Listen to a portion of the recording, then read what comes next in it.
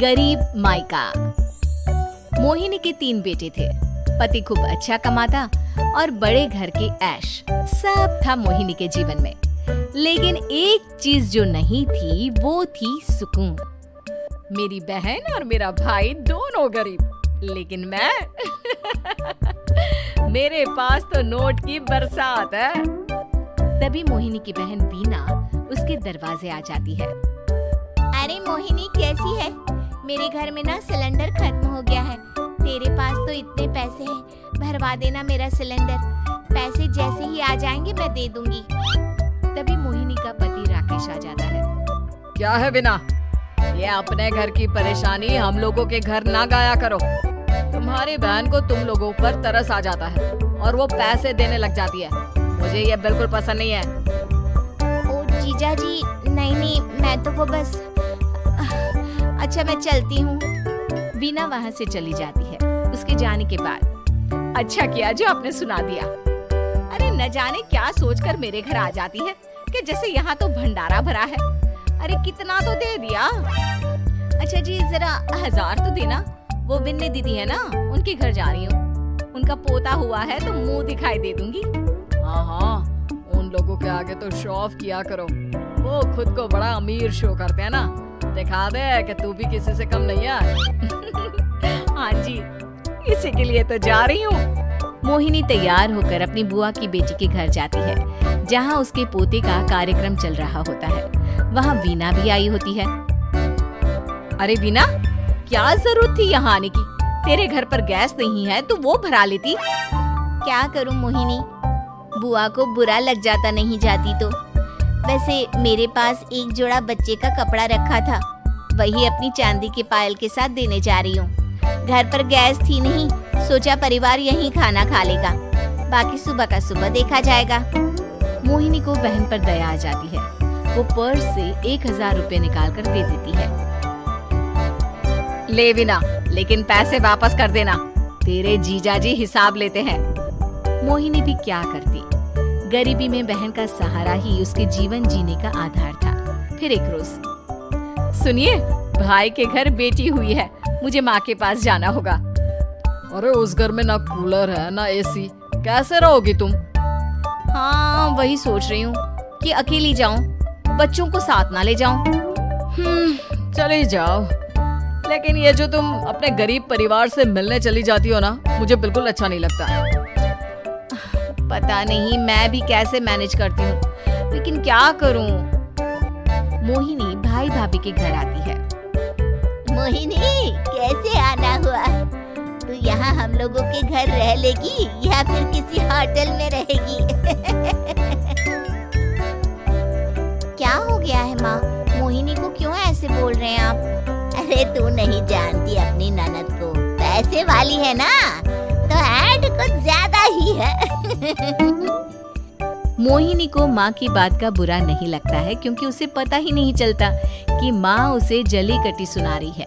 वो भाभी की बच्ची के साथ लेन देन करती है और वहाँ से चली जाती है। उसके जाने के बाद, माँ क्यों आप मोहिनी को इतनी सारी बातें सुनाती हो? भाई का बेटा बोल पड़ता है। माँ क्योंकि दादी जानती है कि बुआ के अंदर घमंड है। सही बोल रहा है मोहन, बहू भले तुझे ना दिखता हो, लेकिन मुझे और मोहन को दिखता है कि वो कितनी घमंडी है। मोहिनी मायके आती है, जहाँ गरीबी के कारण चीजें कम होती हैं। इस मोहन के बच्चे को काम पर लगा दो ना, किसी दुकान या किसी होटल में। बर्तन धो लिया करेगा, कम से कम 4 पैसे और आएंगे घर में। देख मोहिनी, माना तेरे पास पैसा है, लेकिन तेरे भाई के दिन इतने भी बुरे नहीं चल रहे कि वो अपने बच्चे की पढ़ाई रुकवाकर उससे बर्तन धुलवाए। मोहन माँ की ओर देखता है, जैसे आंखों से बोल रहा हो, देख लिया बुआ का हाल। हाँ मोहिनी, बात तो सही है, लेकिन अभी मोहन को पढ़ना है। आखिर तुम भी तो अपने दोनों बेटों को पढ़ा रही हो ना। मेरे बेटों से कैसे कंपेयर कर सकती हैं आप? अरे वो तो कलेक्टर बनेंगे। हाँ, कल को वो मोहन को नौकरी में रख लेंगे, क्यों? मोहिनी कुछ दिन और रहकर चली जाती है। धीरे धीरे दिन बीतता है।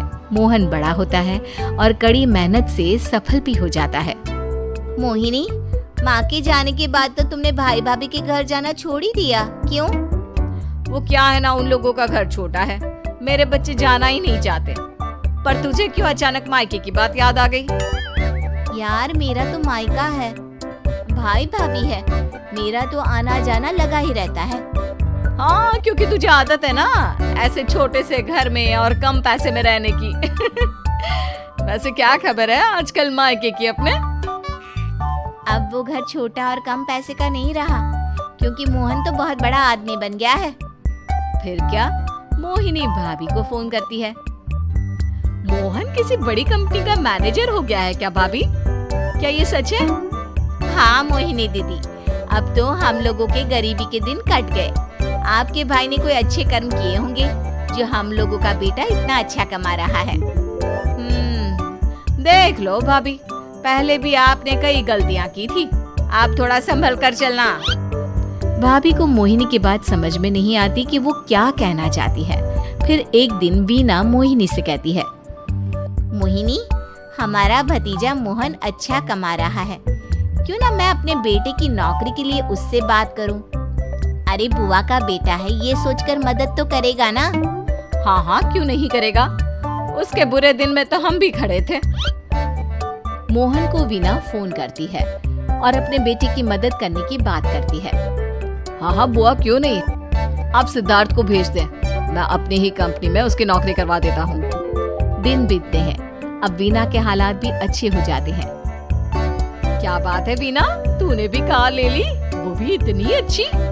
हाँ मोहिनी, अपने भतीजे के कारण तो हम लोगों की दिन अच्छी हो गए।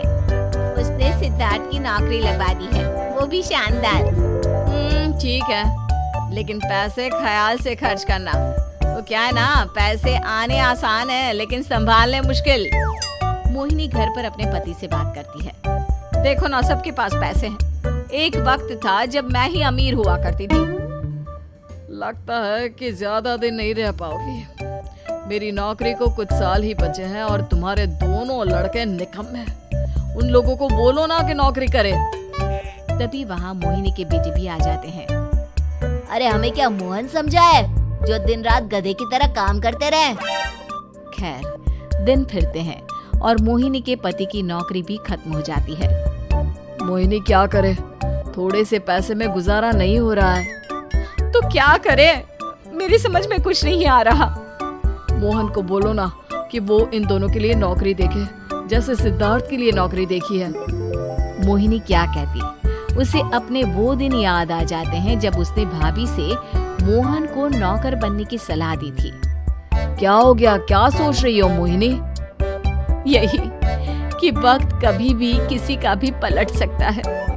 ऊपर वाले से डर कर रहना चाहिए।